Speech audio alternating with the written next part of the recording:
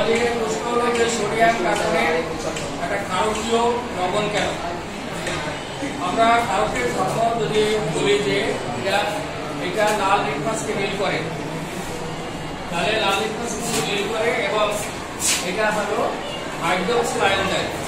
তাহলে আমরা এটার সাথে যদি মানে বিক্রিয়া করি তাহলে সোডিয়াম হাইড্রোক্সাইড কার্বনিক অ্যাসিড হয়। সোডিয়াম হাইড্রোক্সাইড আমরা জানি ট্রিপোকার, এটা হাইড্রোক্সিল আয়ন দিবে। সুতরাং ক্ষারকীয় পদার্থে সোডিয়াম হাইড্রোক্সাইড যথেষ্ট।